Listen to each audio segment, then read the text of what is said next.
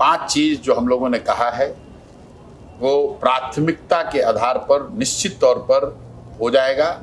उसमें पहली बात यह है कि बिहार से साल भर के अंदर पलायन रोक दिया जाएगा। मैं नौकरी की बात नहीं कर रहा हूँ।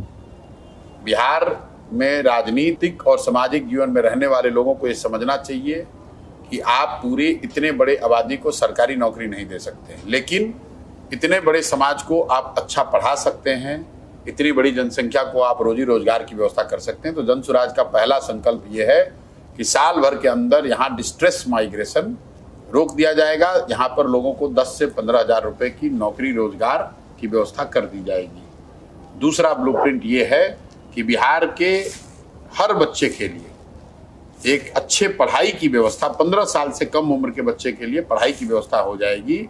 और जब तक वैसी व्यवस्था सरकारी स्कूल में न बने तब तक लोग अपने बच्चों को प्राइवेट स्कूल में भेज सकते हैं, उसका पैसा सरकार भरेगी।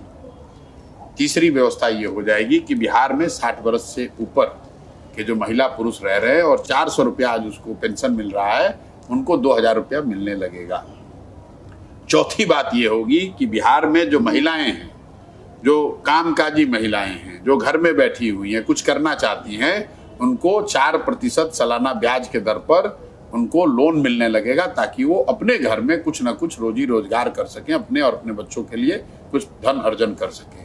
और पांचवी बात ये होगी कि जितने भी यहाँ किसान हैं वो धान, गेहूं, मकई का फसल जो उगा रहे हैं, इस तरह की फसल को छोड़कर अगर वो नकदी की फसल करने लगे, मसाला की खेती करने लगे, सब्जी उगाने लगे, फल उगाने लगे, उनकी खेती को मनरेगा से जोड़कर उनको मुफ्त में मजदूर मुहैया कराया जाएगा, ताकि उनकी आमदनी, जो जमीन है वो तो बढ़ नहीं सकती है, लेकिन उसी जमीन की प्रोडक्टिविटी बढ़ाई जाए, उससे लोगों की आमदनी बढ़े। ये 5 चीज निश्चित हो जाएगा।